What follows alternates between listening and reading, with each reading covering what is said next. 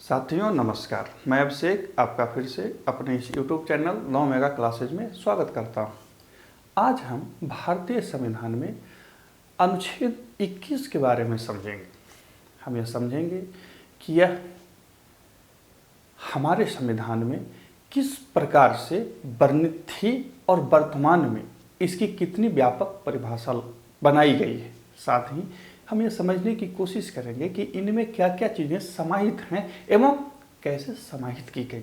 साथ ही आपको मैं बीच बीच में बताते चलूँगा कि परीक्षाओं में इससे प्रश्न कैसे पूछे जाते हैं, जहाँ यह ध्यान रखने योग्य बात होगी कि अनुच्छेद 21 जो है वो हमारे मूल अधिकारों में वर्णित है और साथ ही माननीय सुप्रीम कोर्ट ने इसे मूल अधिकारों के जो गोल्डन ट्रायंगल कहा जाता है, अनुच्छेद 14, 19 और 21 को मिला करके एक जो ट्रायंगल बनता है उसे गोल्डन ट्रायंगल कहा जाता है।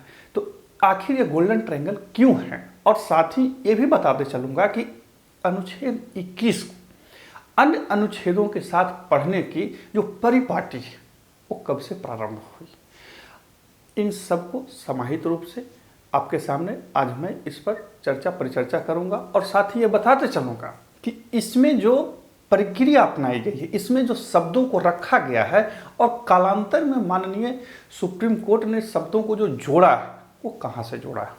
तो सबसे पहले एक नज़र देख लेते हैं कि आखिर इसमें है क्या। देखिए, अनुच्छेद 21 हमारे जो मूल अधिकार हैं उसमें भाग 3 में जो वर्णित हैं उसमें अनुच्छेद 21 जो है वो हमारे को या किसी भी व्यक्ति को प्राण एवं दैहिक स्वतंत्रता की गारंटी देते हैं, संरक्षण प्रदान करते हैं। क्या ये गारंटी अत्यंतिक है, एब्सोल्यूट है? नहीं, इस पर भी कुछ न कुछ मर्यादाएं हैं। लेकिन ये मर्यादाएं कितनी हैं, समझ रहे हैं ना बात को? ये मर्यादाएं कितनी हैं इसको समझना पड़ेगा। एक चीज़ और ध्यान रखेंगे कि जब परीक्षाओं में प्रश्न इस अनुच्छेद से यानी कि अनुच्छेद 21 से जब पूछा जाता है तो कुछ उसके क्या कहते हैं स्तर होते हैं। जैसे बहुधा तो ये सीधा पूछ दिया जाता है कि प्राण एवं दैहिक स्वतंत्रता का वर्णन किस अनुच्छेद में वर्णित है, तो अनुच्छेद 21। इसके अलावा बहुत बार पूछ देगा आपसे कि निजता का अधिकार किस अनुच्छेद में वर्णित है। बस समझ रहे हैं ना, निजता का अधिकार, खुली हवा में सांस लेने का अधिकार किस अनुच्छेद में वर्णित है, आप गड़बड़ा देंगे।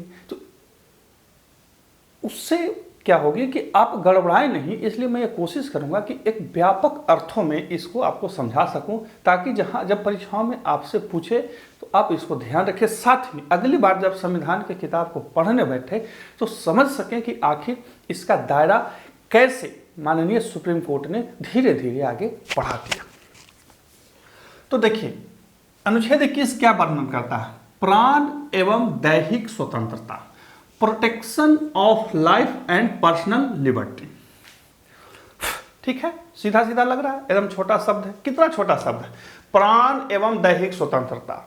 तो प्राण क्या कोई परिभाषा है? एक मामला आया था उत्तर प्रदेश में, वहाँ पे हाई कोर्ट ने प्राण को कुछ परिभाषित करने की कोशिश की और बोला कि देखो, प्राण का मतलब सिर्फ सांस लेना और सांस छोड़ना ही नहीं, यानी कि किसी व्यक्ति को सिर्फ जीवित रखने योग्य स्थितियां ही नहीं, उसके जो जीवन के जो स्तर होते हैं उसको भी बनाए रखना शामिल होगा इस प्राण और दैहिक स्वतंत्रता में। ये उत्तर प्रदेश हाईकोर्ट की क्या कहते हैं एक दी गई आंशिक ही सही परिभाषा थी। आंशिक मैं इसलिए कह रहा हूं कि उसके बाद इसमें बहुत बड़े बड़े बदलाव किए गए और जोड़ इसलिए रहा हूं ताकि आपको ध्यान रहे कि मामले कोर्ट में कैसे आते गए और वो फिर बढ़ते गए।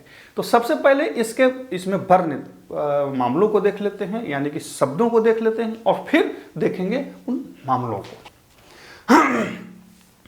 तो देखिए, सबसे पहला है अनुच्छेद 21 क्या कहता है? प्राण एवं दैहिक स्वतंत्रता, protection of life and personal liberty. यहां पे क्या क्या है? प्राण और दैहिक स्वतंत्रता। देखिए, दो चीजें, प्राण अलग चीज है और दैहिक स्वतंत्रता अलग चीज है। आप समाचार पत्रों में, समाचार माध्यमों से सुनते होंगे कि बहुत सारे लोग जो प्राइवेसी चाहते हैं उनके साथ कुछ अलग और अनाधिकृत व्यवहार जो थी वो पहले प्रशासन किया करती थी। अब चूंकि सुप्रीम कोर्ट ने उसको भी एक अधिकार ही माना है अनुच्छेद 21 के तहत, तो फिर अब उनको परेशान नहीं किया जाता। इसको ऐसे समझ सकते हैं, मान के चलिए कि आप एक व्यक्ति हैं, आप किसी भी व्यक्ति के साथ एकांत में कुछ समय रहना चाहते हैं, तो पहले क्या होता था कि पुलिस पहुंच गई, पीटना शुरू कर दी। हालांकि अभी भी कुछ ठेकेदार या लठैत लोग पहुंच जाते हैं, ये गलत है और ये कहीं ना कहीं मूल अधिकारों का उल्लंघन माना जाता है। कैसे आया है वो बता दूंगा मैं। सबसे पहले देखिए, प्राण एवं दैहिक, यहाँ पे दो चीज है, प्राण और दैहिक स्वतंत्रता। तो प्राण का मतलब ऐसा स्थिति ही सिर्फ नहीं जहाँ पे मैं सिर्फ जीवित हूँ। हमारे जीवित रखने को यानी कि सरकार कोई ऐसा व्यवस्था बनाए जहाँ पे लोग सिर्फ जीवित ही रहे, तो उसे ये नहीं माना जाएगा कि आपको 21 के तहत संरक्षण सरकार ने प्रदान कर दिया है। जीवन के गुणवत्ता को, जीवन के स्तर को, जीवन की गरिमा को भी इसमें समाहित किया गया है और ये बाद में धीरे धीरे इसमें व्यापक बदलाव किए गए। तो दो चीज को पकड़ के रखेंगे, क्या क्या, प्राण और दैहिक। आगे आने वाले चीजों में यही आपको समझना पड़ेगा। फिर है इसी में अनुच्छेद 21, शिक्षा का अधिकार, राइट ऑफ एजुकेशन, शिक्षा का अधिकार। इसे 2002 में जोड़ा गया। तत्कालीन जो अटल बिहारी की सरकार थी उन्होंने जोड़ा था और बोला कि भाई देखो 6 से 14 तक के बच्चे जो हैं उनको पढ़ाना जो है वो एक क्या कहते हैं मूल अधिकार में आता है। और इसमें क्या है, 86 में संविधान संशोधन, परीक्षाओं में यही पूछा जाएगा कि अनुच्छेद 21A को कब जोड़ा गया।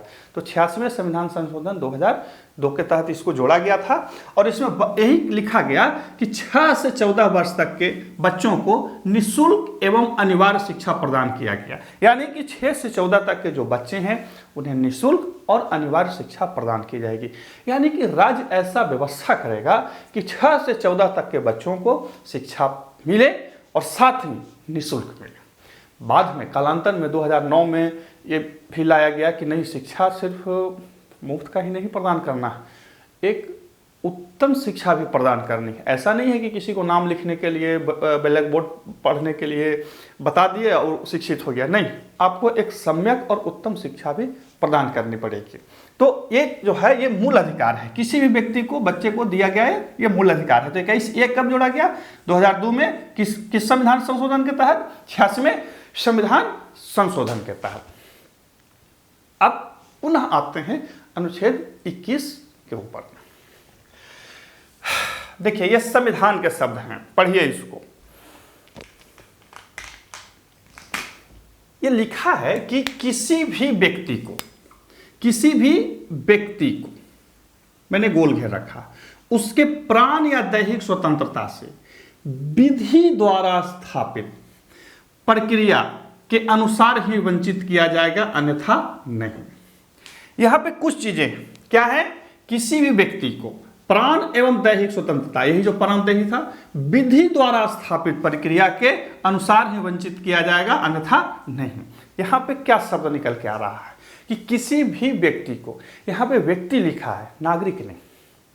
यदि नागरिक रहता तो सिर्फ भारतीयों को प्राप्त होती, ये लिखा है व्यक्ति को। व्यक्ति का मतलब हो गया कि नागरिक, गैर नागरिक, साथ ही जेल में रहने वाले भी। बात समझ रहे हैं, जो सजायाफ्ता हैं उनको भी।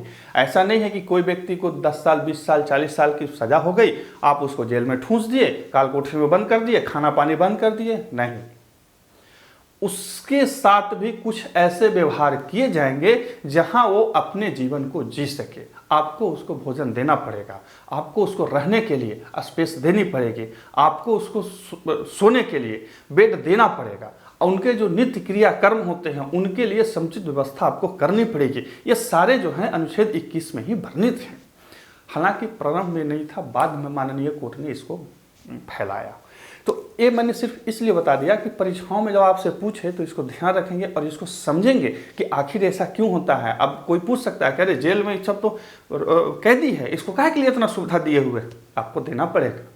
क्यों? क्योंकि ये किसी भी व्यक्ति का अधिकार है। तो किसी भी व्यक्ति को समझ में आ गया? यानी कि अनुच्छेद 21 कैसे वर्णित कर रहा है? ये देखिए, इस संविधान का शब्द है, किसी व्यक्ति को उसके प्राण एवं दैहिक स्वतंत्रता से विधि द्वारा स्थापित प्रक्रिया, यानी कि जो एक खास प्रक्रिया से या जो विधानमंडल की जो प्रक्रिया होती है उसके द्वारा स्थापित जो विधि बनती है उसी से उसे वंचित किया जा सकता है, अन्यथा नहीं। यानी कि विधानमंडल कोई एक विधि को बना करके, कोई एक विधान को बना करके आपके जीवन और जीवन स्तर के स्थिति में परिवर्तन कर सकती है। यह शब्द है संविधान। यहाँ पे विवाद है। विवाद यह है कि आखिर ये विधि द्वारा स्थापित प्रक्रिया के अधीन क्या कोई विधानमंडल हमारे जीवन की गरिमा में, हमारे प्राण एवं दैहिक स्वतंत्रता की स्थिति में कोई परिवर्तन कर सकती है या नहीं कर सकती है? प्रारंभ में माननीय सुप्रीम कोर्ट ने माना कि नहीं, ये साफ साफ लिखा है कि विधानमंडल जो है वो कोई विधि बना करके आपके जो अनुच्छेद 21 में वर्णित स्वतंत्रता है उसमें परिवर्तन कर सकती है। और ये मामला था ए.के. गोपालन बनाम मद्रास राज्य। मैंने लिख दिया है, लिखा इसलिए है ये समझने के साथ साथ परीक्षाओं में भी पूछता है कि ए.के. गोपालन बनाम मद्रास राज्य मामला किससे संबंधित है, तो अनुच्छेद 21 से। ये खास करके आपको ग्रुप बी के जब परीक्षाओं में बैठेंगे तो वहाँ पूछा जाता है। तो इसमें क्या कहा, देखिए इसमें मोटा कि एससी ने अनुच्छेद 21 की सूक्ष्म व्याख्या की तथा कहा कि इसमें मनमानी कार्यकारी प्रक्रिया के विरुद्ध सुरक्षा उपलब्ध है, न कि विधानमंडल की प्रक्रिया के विरुद्ध। यानी कि ए.के. गोपालन बनाम मद्रास राज्य मामला में ए.के. गोपालन जो थे वो कम्युनिस्ट नेता थे। हुआ ये कि उनको गिरफ्तार कर लिया गया और गिरफ्तार करके कोई कारण भी वैसा नहीं बताया गया। बोला गया कि नहीं, आप जो भाषण घूम घूम के देते हैं ना वो बड़ा दिक्कत पैदा होता है। तो उन्होंने बोला कि देखिए, हमको तो अनुच्छेद 19 के तहत संरक्षण प्राप्त है, हम भाषण दे सकते हैं, कहीं भी जा सकते हैं, लेकिन पुलिस ने या क्या कहते हैं तत्कालीन जो गिरफ्तारी करने वाले लोग थे उन्हें कोई स्पष्ट कारण नहीं बता पाए। तो उन्होंने कोर्ट चले गए। जब कोर्ट गए तो मामला सुप्रीम कोर्ट तक चला गया। तो तत्कालीन सुप्रीम कोर्ट ने कहा कि देखिए, अनुच्छेद 21 का मामला हम 21 में ही देखेंगे, आपको 19 में जोड़ के हम नहीं देखेंगे।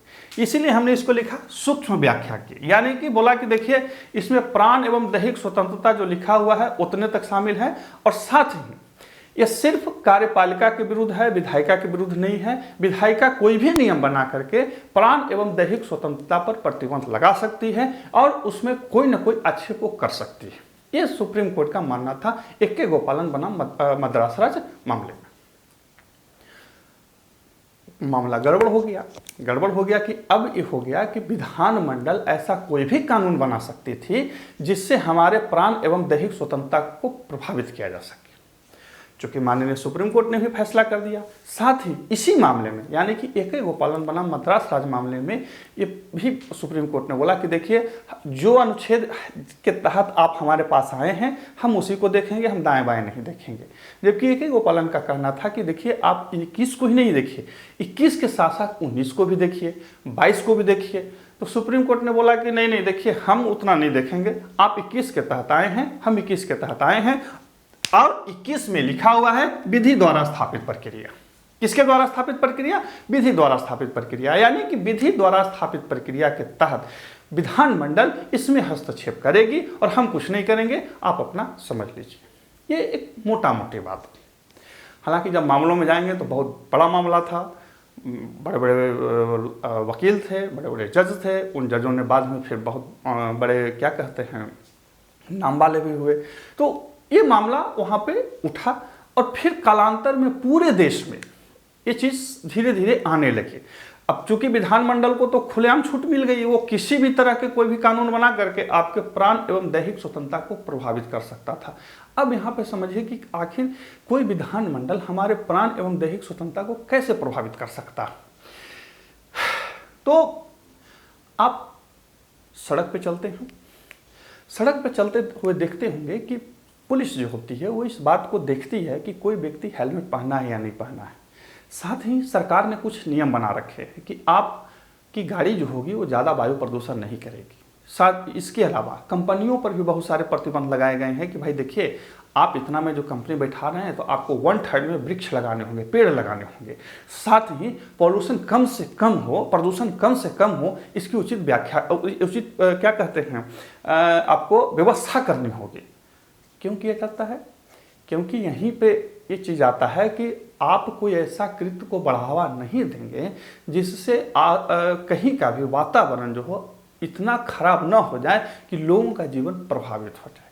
यानी कि आपके जीवन की गुणवत्ता को प्रभावित ना हो, इसके लिए ये व्यवस्था की जाती है कि जो प्रभाव हो किसी भी चीज़ का, कंपनी बैठाने का, वाहन चलाने का या अन्य वैसे कृत्य का, जो जिससे आजकल हम लोग विकास समझते हैं, तो उसका कोई भी प्रभाव हमारे जीवन के गुणवत्ता को प्रभावित ना हो। ऐसा नहीं हो कि आप कोई चमड़े की फैक्ट्री बैठाएं, आप कोई बहुत बड़ी कंपनी बैठाएं और जो बगल में नदी है उसको पूरी तरह से प्रदूषित कर दें। नहीं, क्योंकि नदियां जब प्रदूषित होंगी तो उस पर रहने वाले लोग प्रभावित हो जाएंगे, बीमारियों से ग्रसित हो जाएंगे, वो रोगी हो जाएंगे और उनका जो जीवन है उसका स्तर बहुत नीचे चला जाएगा। तो ये मामला भी कहाँ चला जाएगा? अनुच्छेद 21 में ही चला जाता है। तो इस तरह से भी प्रश्नों को आपसे पूछ सकता है कि भाई ऐसा है कि इन चीज़ों को जो सरकारें प्रतिबंधित करती हैं या इन चीज़ों को जो सरकारें देखती हैं, मूलतः देखा जाए तो संविधान के किस अधिकार के तहत आप इसके लिए कोर्ट में जा सकते हैं? तो यही प्राण एवं दैहिक स्वतंत्रता अनुच्छेद 21 में मामला आता है। बात समझ रहे हैं ना? कोई भी ऐसे प्रक्रिया, कोई भी ऐसी विधि, कोई भी ऐसी व्यवस्था जिससे आपके शारीरिक, प्राणिक, मानसिक स्थिति को आघात या कष्ट पहुंचती है तो माना जाएगा कि अनुच्छेद 21 का उल्लंघन हो रहा है। इसको एक और दृष्टिकोण से देखते हैं। आप कहीं पे काम करते हैं या आप के घर में ही आपके कार्य वातावरण का मतलब कि दिन भर जिन कृत्यों को करने के क्रम में आप जिन जिन लोगों से मिलते हैं उन सब जगहों में आपके साथ कोई व्यक्ति ऐसा कृत्य कर रहा है जिससे आपको व्यापक मानसिक आघात पहुंचता है और स्थिति यहाँ तक आ जाती है कि आपने सुसाइड कर लिया तो यह माना जाएगा कि अनुच्छेद 21 का उल्लंघन हो गया। यानी कि आपके साथ कोई ऐसा भी व्यवहार नहीं करेगा जिससे मानसिक यांत्रणा मिले और आप जो है वो अपने आप को सुसाइड की स्थिति तक लेके चला जाए। यदि ऐसा होता है तो माना जाएगा कि उस व्यक्ति ने आपके साथ अनुच्छेद 21 के उल्लंघन के तहत ऐसा कृत्य किया कि आप अपने जीवन को खो दिए और उस पर फिर केस चले। तो ऐसी कोई भी स्थिति नहीं होनी चाहिए जिससे किसी व्यक्ति को, फिर से मैं दोहरा रहा हूं, किसी भी व्यक्ति को ऐसा कष्ट पहुंचे जो उसके गरिमापूर्ण जीवन को, जो उसको एक समाज द्वारा मान्यता प्राप्त जीवन को, स्तर को प्रभावित हो। बहुतों बार आप देखते होंगे कि किसी कार्य जगह में या किसी विद्यालय में या किसी ऑफिस में या कहीं पर भी जो ऊपर के अधिकारी होते हैं नीचे के अधिकारियों को बहुत तरह से अब्यूज करते हैं, गाली बकते हैं, यांत्रणा देते हैं। तो देखिए वो जहाँ तक चल सकता है तहाँ तक तो चलेगा, लेकिन ऐसा कुछ नहीं है कि आप किसी को मारने पीटने लगे। कहीं सुने हैं कि कोई छोटा बाबू काम नहीं किया तो बड़ा बाबू चप्पल उठा के पीटना शुरू कर दिया? नहीं कर सकते। ये उल्लंघन है, ये गरिमा का उल्लंघन है, ये पद की जो गरिमा होता है साथ ही व्यक्ति की जो गरिमा है, दोनों का उल्लंघन है। ऐसा नहीं हो सकता। यदि ऐसा होता है तो माना जाएगा कि अनुच्छेद 21 का उल्लंघन हो रहा है। तो अभी हम कहा थे एके गोपालन के मामले में, एके गोपालन के मामले में सुप्रीम कोर्ट ने कहा कि नहीं, देखिए अनुच्छेद 21 का मतलब 21 ही, हम साथ में किसी को नहीं देखेंगे और विधानमंडल अपने किसी भी प्रोसेस के तहत, विधि द्वारा स्थापित प्रक्रिया के तहत आपको प्रभावित कर सकती है। मैंने बताया कि कैसे प्रभावित कर सकती है कि वो ऐसा कानून बना देगा कि कोई भी कंपनी कहीं भी कुछ भी बनाए, हमको उससे मतलब नहीं है। यानी कि कंपनी बैठ गया, प्रदूषण फैला रहा, तो फिर प्रभावित हो जाएगी। बाद में सुप्रीम कोर्ट ने कहा कि नहीं, आप कोई मनमाना कानून नहीं बना सकते। ये कहाँ से आ गया? तो ये मामला आ गया मेनका गांधी बनाम भारत संघ में। यह सबसे बड़ा मामला था, ध्यान रखेंगे। जहां इसमें सूक्ष्म व्याख्या थी वहीं इसमें उत्तम व्याख्या थी। उत्तम कहिए, विस्तृत कहिए, व्यापक कहिए, ये व्याख्या थी। तो जब आपसे प्रश्न पूछे कि माननीय सुप्रीम कोर्ट ने किस मामले में अनुच्छेद 21 की व्यापक क्या कहते हैं परिभाषा दी और व्यापक अर्थ लगाया, तो ये मामला था मेनका गांधी बनाम भारत संघ मामला में पीएन भगवती भी उस समय उसमें शामिल थे। आप देखेंगे कि भारतीय न्यायिक प्रक्रिया में पीएन भगवती जो हैं वो सबसे बड़े ध्रुव तारों में आते हैं। ठीक है, हालांकि यहाँ पर उतना विषय नहीं है, यहाँ पे मैं सिर्फ आपको बता दिया। मेनका गांधी बनाम भारत संघ, देखिए मेनका गांधी बनाम भारत संघ मामला में क्या आया कि मेनका गांधी का पासपोर्ट जब्त कर लिया गया। उन्होंने बोला कि भाई आप हमारा पासपोर्ट क्यों जब्त कर रहे हैं, हम तो कहीं भी आ जा सकते हैं, आप क्यों ऐसा कर रहे हैं, मेरा अधिकार है। तो कोर्ट तो सरकार ने कहा कि नहीं देखिए, अनुच्छेद 19 में जो वर्णित घूमने का अधिकार जो है वो भारत के अंदर में है, बाहर में नहीं, हम जाने आने नहीं देंगे, हमको आपसे कष्ट है, हम आपको पासपोर्ट जब्त कर लेंगे। मेनका गांधी चली गई सुप्रीम कोर्ट, बोले कि देखिए ये ऐसा ऐसा काम है।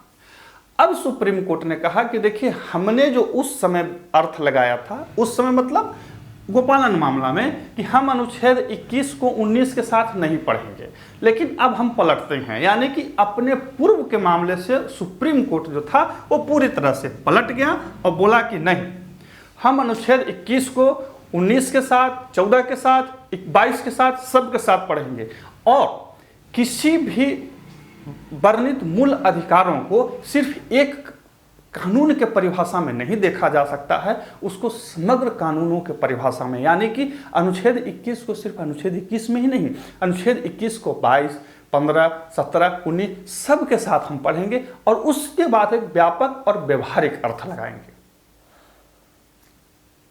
मामला उल्टा हो गया, पहले बोला कि नहीं जिसमें आएंगे हम उसी में देखेंगे, अब बोल रहा है कि नहीं हम सबको समग्र रूप से देखेंगे। हालांकि ये विकास जो हुआ यानी कि 50 से 78 तक सीधा सीधा नहीं हुआ, मैंने उत्तर प्रदेश का नाम लिया था, इसके अलावा बहुत सारे ऐसे मामले थे जो आते गए और राय जो है माननीय कोर्ट का बदलते किया। तो अब यहाँ पे उसने कहा कि देखिए सुप्रीम कोर्ट ने अपने पूर्व के फैसले को पलटते हुए व्यवस्था दी कि अनुच्छेद 21 के तहत सुरक्षा केवल मनमानी कार्य क्रिया पर ही नहीं, विधानमंडल के क्रिया पर भी है। यानी कि हमने उस समय जो तो बोला था कि विधि द्वारा स्थापित प्रक्रिया के तहत आपके प्राण एवं दैहिक स्वतंत्रता को कम किया जा सकता है, हटाया जा सकता है। ये जो आपको अधिकार दिया गया है सिर्फ कार्यकारी विधि के विरुद्ध दिया गया है, विधानमंडल के विरुद्ध नहीं। लेकिन मेनका गांधी मामले में बोला कि नहीं, ये कार्यकारी के साथ साथ विधानमंडल के भी विरुद्ध है, अर्थात विधानमंडल ऐसा कोई मनमाना कानून नहीं बनाएगा जिससे आपके प्राण एवं दैहिक स्वतंत्रता को संकट हो सके। यानी कि आपकी जो स्थिति है, मतलब अलग रहने की, अकेले रहने की, निजता का, फोन टैपिंग का, क्या कहते हैं, शांति से जीवन जीने का, इस सारे अधिकार आपके समाहित हैं और विधानमंडल ऐसा कोई काम नहीं कर सकती है जिससे आपके अधिकारों का उल्लंघन हो। इसको ऐसे भी समझिए कि हम चाहते हैं कि हम एक जोड़े के रूप में, अब देखते होंगे बहुत सारे जगहों, पार्कों में, बहुत सारे जगहों में निजता के अधिकार का उपयोग करते हुए बहुत सारे जोड़े बैठे रहते हैं। अब सरकार ये कानून नहीं बना सकती है कि देखो ऐसा है कि हम सार्वजनिक जगहों पर इस तरह के लोगों को बैठने नहीं देंगे, इससे क्या है समाज में अशिष्टता फैलती है। बहुत सारे लोग बोलते मिलेंगे आपको, क्या बना सकती है? नहीं। इस मामले के बाद सुप्रीम कोर्ट ने कहा कि नहीं, आप ऐसा कोई कानून नहीं बनाएंगे जिससे किसी व्यक्ति के गरिमा, उसके निजता, उसके क्या कह सकते हैं मानसिक स्थिति को कोई भी आघात पहुंचे। अब इस मामले में जब ये चीज़ समाहित हो गया तब इसका फिर बहुत बड़ा व्यापक अर्थ निकाल दिया गया। अब इतना बड़ा अधिकार, व्यापक अधिकार निकल गया कि आपको लिखने जाऊं तो 3-4 बार बोर्ड भरना पड़ेगा कि उसमें क्या क्या चीज़ों को समाहित किया गया। उतना ज़रूरत नहीं है, इतना ध्यान रखेंगे कि आप एक व्यवहारिक रूप से देखेंगे कि ऐसा कोई भी काम, ऐसा कोई भी कृत्य जिससे आपके शारीरिक, प्राणिक और मानसिक किसी भी स्थिति को आघात पहुंचती हो, वो अनुच्छेद 21 का उल्लंघन माना जाएगा। 3 चीजें, शारीरिक, प्राणिक और मानसिक, तीनों में कोई आघात नहीं पहुंचना चाहिए। ऐसा नहीं है कि आपके साथ ऐसा कोई कृत्य किया जाएगा जिससे आप मानसिक परेशान हो। अब इसको उदाहरण के द्वारा समझाता हूं। एक बार मामला चला गया सुप्रीम कोर्ट में कि किसी भी व्यक्ति को जब फांसी की सजा दे दी गई और उसको 6 महीना फांसी नहीं दिया गया तो फिर क्या होगा? तो सुप्रीम कोर्ट ने कहा कि देखिए ये एक मानसिक अत्याचार है। एक तो आप उसे फांसी का सजा दे दिए हैं और 6 महीना फिर टांगे हुए हैं। तो आपको फिर उस व्यक्ति को रिहा करना पड़ेगा, क्योंकि जितनी यांत्रणा एक व्यक्ति को फांसी देके दी जा सकती थी उतना वो मानसिक यांत्रणा सह लिया। ये गलत है कि आपने किसी को फांसी दिया, फांसी की सजा हुई, सारे चीज हो गए, अब उसको लटका के आप चले गए 6 महीना, ये गलत है। तो सोचिए, माननीय सुप्रीम कोर्ट को यहाँ तक देखना है कि देखिए आप किसी के साथ इतना भी मानसिक यांत्रणा नहीं देंगे कि वह मरणासन अवस्था में ही चले जाए। किसी व्यक्ति को मरणासन अवस्था में ला देना भी अनुच्छेद 21 का उल्लंघन होगा। समझ रहे हैं? क्लियर है? तो यहाँ पे अनुच्छेद 21 जो है प्राण एवं दैहिक स्वतंत्रता में कुछ चीजों को समाहित करता है। पहला, एक सर्वसाधारण उत्तम जीवन। सर्वसाधारण इसलिए कि आप ये नहीं कहिएगा कि देखिए अमेरिका में लोग सुबह में सुअर का मांस खाते हैं, दोपहर में जैसे कि भर पेट भोजन करते हैं, रात में दूध पीते हैं, तो भी हमको दीजिए। नहीं, जो सामाजिक व्यवस्था में चल रही है सर्वसाधारण जीवन की गारंटी प्रदान करता है, उसमें राज्य जो है किसी भी प्रकार से कोई कटौती नहीं करेगा। ठीक। दूसरा कहता है कि आपके प्राण, यानी कि आपको शारीरिक और प्राणिक दोनों स्थितियों से का उन्मूलन, यानी कि दोनों स्थितियों से हतोहत तभी किया जाएगा जब कोई विधि और कई निश्चित विधायी प्रक्रिया का पालन कर लिया गया। यानी कि आपको फांसी तभी दी जाएगी जब समस्त जो कानून है उनका पालन कर लिया गया है। और सरकार या विधानमंडल ऐसा कोई मनमाना कानून नहीं बनाएगा जिसमें आपके प्राण को सिर्फ साधारण ढंग से ले लिया जाए। पहले क्या होता था कि तोप में बांध के उड़ा दिया, अरे कोई अधिकारी आया बोला अरे बदमाश है इसको तोप में बांध के उड़ा दो, नहीं, एक निश्चित प्रक्रिया होगी और उस निश्चित प्रक्रिया का पालन करने के बाद ही आपको मृत्यु दंड दिया जाएगा। यहाँ पे सिर्फ प्राण ही नहीं है, दैहिक स्वतंत्रता भी है। बात समझ रहे हैं? दैहिक स्वतंत्रता भी। दैहिक स्वतंत्रता करने का तात्पर्य हुआ कि आप किसी व्यक्ति को ऐसा भी स्थिति में नहीं ला देंगे जहां वो मरणासन अवस्था में चला जाए। मैंने जेल का उदाहरण दिया कि आप जेल में जाके ऐसा नहीं कर देंगे कि वो मरणासन, आपको खाना पानी देना पड़ेगा, एक उचित वातावरण देना पड़ेगा जहाँ पे वो अपने जीवन को एक सुगमता पूर्वक और गरिमापूर्ण में जी सके। अब कहिएगा कि जेल में कौन सी गरिमा? देखिए, जब आपने अपराध किया है तो माननीय कोर्ट देखेगी क्या सजा मिलेगी, लेकिन जो जीवन जीने की जो स्थिति होती है उसमें कोई मरणासन अवस्था नहीं लाना। बात समझ रहे हैं ना? तो ये जो है वो प्राण एवं दैहिक स्वतंत्रता के अंतर्गत अनुच्छेद 21 में ये सब चीजें वर्णित है। अब इसमें कुछ और चीजों को देख लेते हैं जिनसे आपसे परीक्षाओं में प्रश्न पूछा जाता है और आपको इन सबको ध्यान रखना पड़ेगा। एक नजर पुनश्च इसको देख लिया जाए। अब देखते हैं इसके आगे के अन्य मामलों को। देखिए, एक छोटे से शब्द प्राण एवं दैहिक स्वतंत्रता को समझाने में कितना व्यापक समय और अर्थ शब्द लगते हैं। हालांकि मैं एक घोषणा नहीं कर रहा हूँ कि मैं बहुत बड़ा विद्वान हूँ, बहुत सारे लोग आपको बहुत कम शब्दों में समझा सकते हैं, लेकिन चूंकि ये मामला इतना गंभीर और इतना बड़ा था कि आज तक ये मामले जो हैं माननीय कोर्ट और सुप्रीम कोर्ट में आते रहते हैं और चीज़ें बढ़ती चली जाती हैं। अब कैसे बढ़ी, इसका प्रारंभ तो मैंने आपको बताया कि गोपालन मामले से शुरू हुआ और मेनका गांधी मामले में एक बड़ा क्या कह सकते हैं, इसके वृद्धि का बौद्धिक बम जो है वो सुप्रीम कोर्ट ने फोड़ दिया। अब धीरे धीरे अन्य चीज़ें कैसे इसमें जुड़ी गई, अब इसको देखिए। पहले कहा गया कि देखिए प्राण एवं दैहिक स्वतंत्रता आपको दिया गया मूल अधिकार है, राज्य और कार्यपालिका दोनों के विरुद्ध आपको संरक्षण प्रदान करता है। साथ ही किसी निश्चित विधि के अधीन ही आपको इससे वंचित किया जा सकता है। और ये विधि जो है मेनका गांधी बनाम भारत सरकार मामले में सुप्रीम कोर्ट ने कहा कि विधि जो है वो विधि की जो प्रक्रिया है वो लाइलाज नहीं होगी, मनमाना नहीं होगी, वो किसी न किसी सामर्थ्यता को लिए हुए होगी। अब इसके बाद क्या क्या चीजें आने लगी जो देखिए। अब इसके बाद आ गया कि क्या कोई व्यक्ति आत्महत्या कर सकता है? भाई जीवन मेरा है, हम त्याग कर देंगे? नहीं।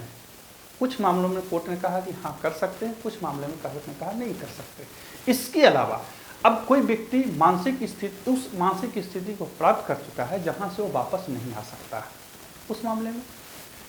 इसके पश्चात फिर ऐसी स्थिति हो गई है कि जहां से अब हम जीवन जीने की कोई इच्छा नहीं रही, तो क्या हम इच्छा मृत्यु मान सकते हैं? ये सारी चीज़ें भी अनुच्छेद 21 में जुड़ते चले गई, अनुच्छेद 14 के आसपास घूमते रह गई। तो इन्हीं चीज़ों को एक नज़र, मैं ये नहीं कह रहा हूँ कि बहुत व्यापक अर्थों से, एक नज़र देख लेते हैं। अनुच्छेद 21 के संदर्भ में एससी एवं एचसी सुप्रीम कोर्ट एवं हाई कोर्ट के फैसले, कुछ फैसले थे, जैसे पी रथिनाम बनाम भारत संघ 94 में सुप्रीम कोर्ट ने कहा कि देखिए जीवन के जीने के अधिकार में आत्महत्या का भी अधिकार शामिल है।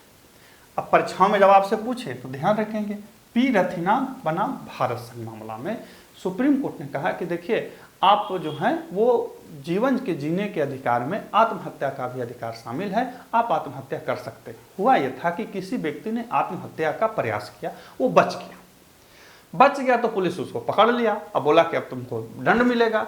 अब क्या है उसको देख लेते हैं। एक नज़र मैंने नीचे लिख रखा है, आईपीसी की धारा 306 जो है वो वर्णित करता है कि किसी व्यक्ति के साथ ऐसे हालात पैदा करना कि वह आत्महत्या करे, यानी कि आप किसी व्यक्ति के साथ ऐसे हालात पैदा न करें जिससे वो आत्महत्या को मजबूर हो जाए। यदि आप ऐसा करेंगे तो दंडनीय अपराध है, 10 साल की जेल और जुर्माना अथवा दोनों हो सकता है। दूसरा है धारा 307, ये कहता है कि किसी व्यक्ति को हत्या के इरादे से चोट पहुंचाना, यानी कि ऐसे आपने उस पर ऐसा आघात किया कि वह मृत्यु हो सकती थी या मृत्यु को प्राप्त कर सकता था, हालांकि बच गया, या उस अचेतन अवस्था में चला गया, तो ये माना जाएगा कि आपने हत्या का प्रयास किया। फिर इसमें भी 10 साल का सजा और जुर्माना या दोनों। इसको ऐसे समझिए कि आपने किसी के साथ ऐसा कोई आघात कर दिया, एक्सीडेंट कर दिया, या किसी महिला या बच्चे के साथ आपने ऐसा अप्राकृतिक या प्राकृतिक यौनाचार किया कि वह अचेता अवस्था में चली गई और उससे वो उबर नहीं सकी। एक मामला था, महाराष्ट्र में ही था।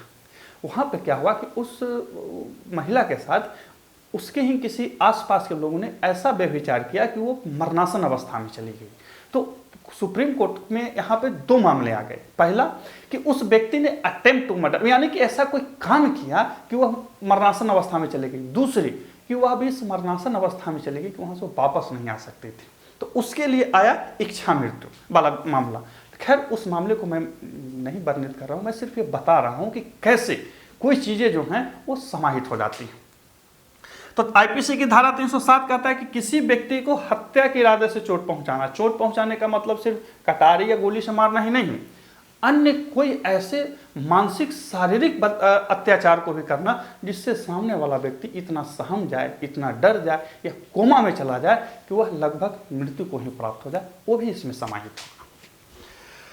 और तीसरा है अनुच्छेद 309, सॉरी अनुच्छेद नहीं, धारा 309, आईपीसी की धारा 309, आत्महत्या का प्रयास करना। पहले यहाँ पर यही मामला आ गया, 94 में ये 309 वाला मामला आया। एक व्यक्ति जो थे वो आत्महत्या का प्रयास किए, पुलिस उसको पकड़ लिया, बोला कि तुम तो आत्महत्या का प्रयास किया, चलो तुमको जेल ले जाएंगे।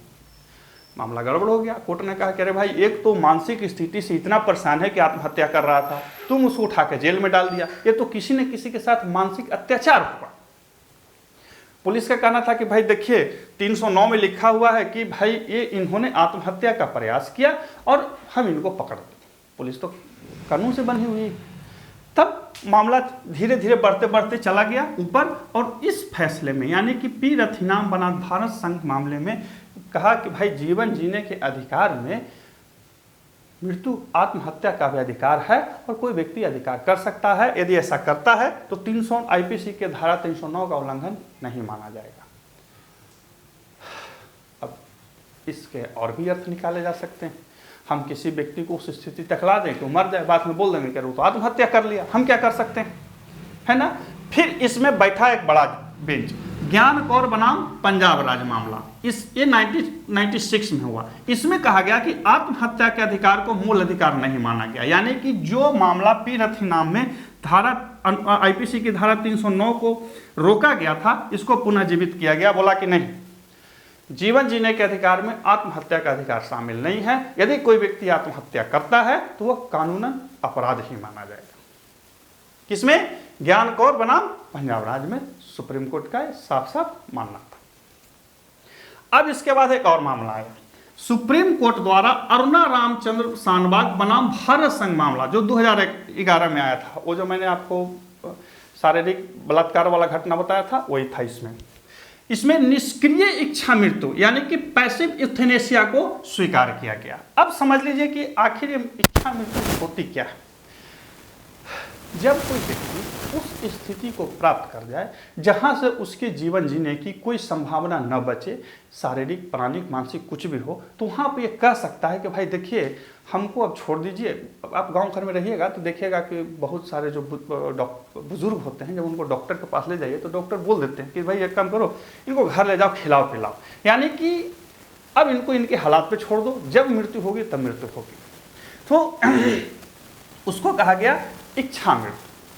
अब ये भी दो प्रकार का होता है, पहला सक्रिय दया मृत्यु या इच्छा मृत्यु, और दूसरा होता है निष्क्रिय दया मृत्यु या इच्छा मृत्यु। सक्रिय दया मृत्यु का अर्थ हो गया कि किसी भी व्यक्ति को बाहर से कुछ ऐसी व्यवस्था करना कि वो मृत्यु को प्राप्त हो जाए। जैसे कोई इंजेक्शन दे देना, बात समझ रहे हैं, इंजेक्शन दे दिया, वो व्यक्ति मृत्यु को प्राप्त कर गया, तो इसे सक्रिय दया मृत्यु कहा जाता है। ये तब होता है जब किसी व्यक्ति की शारीरिक मानसिक अवस्था इतनी खराब हो जाती है कि उसका वर्तमान का जीवन जो है वो बिल्कुल क्या कह सकते हैं, गलत और अतार्किक हो चुका होता है। यानी कि अब उसको वापस पहले वाली जिंदगी में किसी भी प्रकार से ला पाना संभव नहीं होता है, और उसका वर्तमान जो जीवन है अत्यंत कष्टप्रद हो चुका है।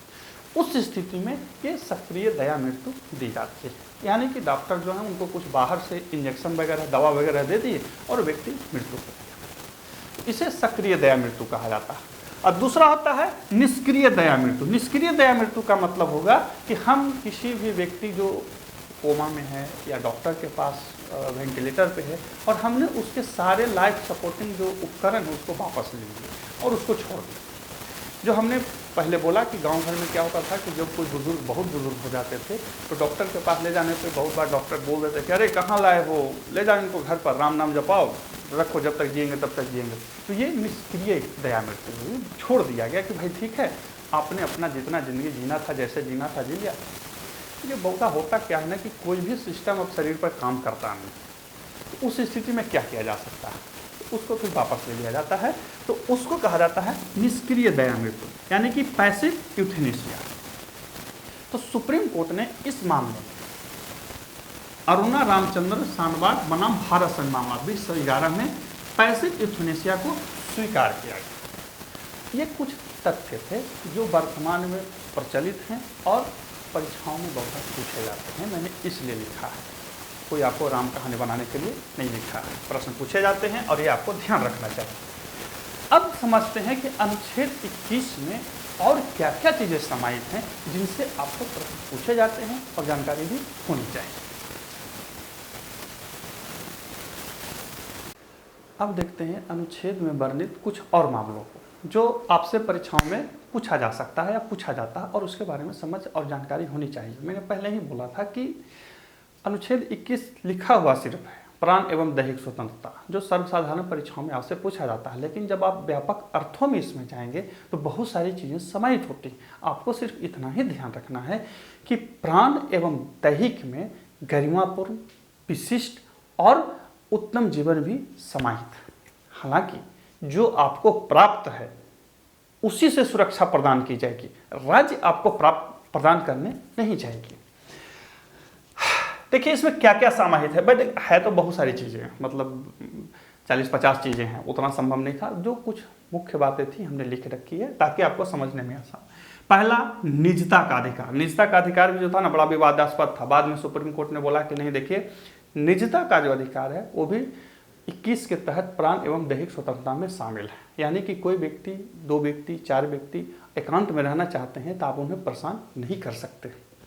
अब इसी में देखिएगा कि बहुत सारे जो यूट्यूब पर आते हैं, बोलते हैं कि आप प्रेमी जोड़ों को पुलिस परेशान नहीं करेगी। ऐसा कुछ नहीं है कि आप निजता का अधिकार का प्रयोग करके कोई सार्वजनिक जगहों पर या कहीं पे ऐसा कोई भोंडा प्रदर्शन करेंगे जिससे लोक व्यवस्था प्रभावित हो तो फिर आपको रोका जा सकता है। याद रखिएगा कि हमारे यहाँ दिए गए कोई भी मूल अधिकार अत्यांतिक नहीं, उस पर कुछ न कुछ प्रतिबंध आरोपित है। हथकड़ी लगाने के विरुद्ध अधिकार, यानी कि हथकड़ी लगा के सार्वजनिक रूप से आपको नहीं ऐसा ले जाया जाएगा। ठीक है ना। शयन का अधिकार, यानी कि आपको सोने का अधिकार है। अब सोने का अधिकार है का मतलब सरकार आपको घंटी मार के नहीं सुलाएगी, आप सोते हैं, सरकार ऐसा कोई व्यवस्था नहीं करेगी, कोई ऐसा कृत्य किसी को नहीं करने दी जाएगी जिससे आपको सोने का अधिकार जो है वो प्रभावित हो। आपने सुना होगा ना कि 10 बजे के बाद सारे लाउड स्पीकर वगैरह बंद कर दिए जाते हैं, इसी में समाहित हैं। इसके अलावा सूचना का अधिकार, यानी कि सूचना प्रदान कर लेना आपको, प्रतिष्ठा का अधिकार, पहाड़ी क्षेत्रों में मार्ग का अधिकार, हिरासत में शोषण का अधिकार, स्वास्थ्य का अधिकार, देर से फांसी के विरुद्ध अधिकार। मैंने शुरू में ही बोला था बीच में कि भाई ऐसा नहीं है, सुप्रीम कोर्ट ने बोला कि आप किसी को फांसी दे दिए 6 महीना लटकाए हुए, नहीं ऐसा नहीं होगा। लेकिन अब सवाल उठता है कि किसी को सुप्रीम कोर्ट ने जब फांसी की सजा दी और फिर प्रक्रिया अपनाने में भी टाइम लग गई, तब क्या होगा? तब वो इस समय ये चीज़ लागू नहीं होगी। ऐसा इसलिए कि मान के चलिए कि हमें हाई कोर्ट ने फांसी दे दिया, तो हम तो सुप्रीम कोर्ट जाएंगे, सुप्रीम कोर्ट के बाद फिर राष्ट्रपति के पास जाएंगे। तो एक जो निश्चित प्रक्रिया अपनाने में समय लगा, उस समय के अलावा यदि समय लगता है तो उसे माना जाएगा कि वो फांसी में डेट हो गया। फिर आप जा सकते हैं कोर्ट में और कह सकते हैं कि भाई हमको माफ़ किया जाए, अब इतना देर से फांसी क्यों लगाए हैं, इनकी गलती है। तो सुप्रीम कोर्ट फिर उस मामले को देखेगी। फिर है विदेश यात्रा का अधिकार। अब विदेश यात्रा का अधिकार का मतलब ये नहीं है कि आप सरकार के पास पहुंच जाएंगे कि भाई अब हमको भी कहीं विदेश में घुमाओ। मैंने पहले ही बोला, जो आपके पास है आप उसका उपभोग कर सकते हैं। पैसा है, समर्थता है तो विदेश घूमिए, कोई दिक्कत नहीं है। सरकार आपको बिना कोई औचित्य के प्रतिबंध नहीं लगाएगा। और ये औचित्य वाला जो मामला था वो मेनका गांधी मामले में ही आया था, मैंने आपको बताया। इसके अलावा शोर प्रदूषण से मुक्ति का अधिकार, माने हॉर्न जो बहुत लंबा देर तक जो बजता था, पहले बहुत ऐसा आता था, सरकार ने उस सब पर प्रतिबंध लगाया। साथ ही आप जो जगराता नवरात्रा वगैरह में जो उतने बड़े से हल्ले करते हैं वो नहीं होना चाहिए। हालांकि वो एक धार्मिक मामला है, अब वो एक अलग गड्ढा हो जाता है, लेकिन आप ऐसा नहीं कर सकते। आश्रय का अधिकार, तो इस तरह से ये कुछ चीज़ें जो हैं वो इसी अनुच्छेद 21 में समाहित हैं।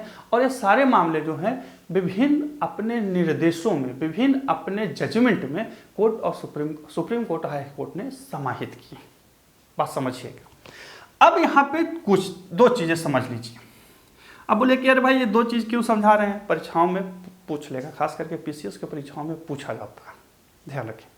पहला है विधि द्वारा स्थापित प्रक्रिया, प्रोसीजर एस्टेब्लिश्ड बाय लॉ। दूसरा होता है यथोचित विधि प्रक्रिया, ड्यू प्रोसेस ऑफ लॉ।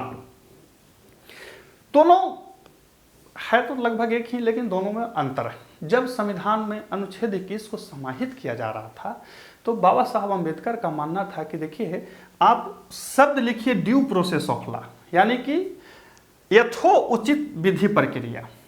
लेकिन जो और लोग थे उन्होंने बोला कि देखिए यदि इस तरह के शब्दों को हम समाहित कर देंगे तो बाद में सामाजिक मामलों पर हमारे यहाँ समस्या उत्पन्न हो जाएगी, इसलिए इसको अभी रोक दीजिए। और विधि द्वारा स्थापित प्रक्रिया, हमने पढ़ा था ना शुरू में अनुच्छेद 21 में, विधि द्वारा स्थापित प्रक्रिया। मैंने पहले ही बोला था कि उस शब्द को घेर लीजिए। तो विधि द्वारा स्थापित प्रक्रिया यानी कि प्रोसीजर एस्टेब्लिश्ड बाय लॉ, तो इसको रखा गया। हालांकि ये दोनों मामले में थोड़ा सा अंतर है। अंतर क्या है समझ लीजिए। विधि द्वारा स्थापित प्रक्रिया यानी कि प्रोसीजर एस्टेब्लिश्ड बाय लॉ जो है वो ब्रिटिश संविधान की विशेषता है, ये आपसे पूछता है, पूछ लेगा। दूसरा, इसमें समाहित है कि संसद सर्वोच्च है, यानी कि विधानमंडल सर्वोच्च है और जो कानून बना देगी वो स्वीकार्य होगी। ए.के. गोपालन मामला में सुप्रीम कोर्ट ने इसी को मान्य किया। मैंने लिख दिया है कि ए.के. गोपालन मामला में इसे ही मान्यता मिला, यानी कि विधि द्वारा स्थापित प्रक्रिया को मान्यता मिल गई ए.के. गोपालन मामला में। और कहा सुप्रीम कोर्ट ने कि नहीं, विधानमंडल ऐसा कोई कानून बना सकती है जिससे अनुच्छेद 21 प्रभावित होगी और हम उसमें कुछ नहीं करें। मामला बिगड़ते बिगड़ते मेनका गांधी मामले में आ गया। मेनका गांधी मामले में सुप्रीम कोर्ट पलट गया, बोला कि नहीं, आपका जो कानून बनेगा वो मनमाना नहीं होगा, उस पर कुछ न कुछ अपेक्षाएं समाहित की जाएंगी और इसे रखा गया ड्यू प्रोसेस ऑफ लॉ। इसे कहा जाता है यथोचित विधि प्रक्रिया। ये जो है यूएसए यानी कि अमेरिकी संविधान की विशेषता है, जिसमें सम्यक एवं उचित विधि यानी कि जो उचित हो, सम्यक हो, उसी विधि को मान्यता मिलेगी, मनमाना को नहीं मिलेगी। अर्थात अब जो हमारे यहाँ मामला है कि हमारे किसी भी मौलिक अधिकार को प्रभावित करने वाला कोई मनमाना कानून विधानमंडल नहीं बना सकता। हाँ, यदि विधानमंडल कोई कानून बनाता है तो उसे कारण देना होगा और एक कारण उचित और सम्यक होना चाहिए। क्या होना चाहिए? उचित और सम्यक होना चाहिए, तभी वो वैलिड होगा। यदि वो मनमाना कानून है तो फिर वो इनवैलिड हो जाएगा। समझ रहे हैं ना? इसे ही कहा गया ड्यू प्रोसेस ऑफ लॉ। ये दो चीजें हैं। अब आपसे परीक्षाओं में यही प्रश्न पूछ लेगा कि उचित एवं सम्यक प्रक्रिया या मनमाने विधानमंडल के मनमाने कानून पर जो अनुच्छेद 21 को या किसी अनुच्छेद को प्रभावित करने वाले थे, किसमें रोका गया या किसमें इस पर प्रतिबंध या किसमें इसमें क्या कहते हैं देखने का मामला सुप्रीम कोर्ट ने बताया या समझा, तो मेनका गांधी मामले में इस चीज को रखा गया। और AK गोपालन मामला में क्या था? विधि द्वारा स्थापित प्रक्रिया, प्रोसीजर एस्टेब्लिश्ड बाय लॉ, यही चीज था। ये दोनों दो चीजें हैं, एक ब्रिटिश संविधान की विशेषता है और एक अमेरिकी संविधान की विशेषता है। ये भी कभी कभी लिख करके पूछ लेता है, इसको ध्यान रखेंगे। अब एक चीज और ध्यान रखिएगा, जो मैंने शुरू में ही बोला था कि क्या अनुच्छेद 21 का जो मामला था हमारे संविधान विशेषज्ञों के दिमाग में सीधा सीधा आया था या पहले से था?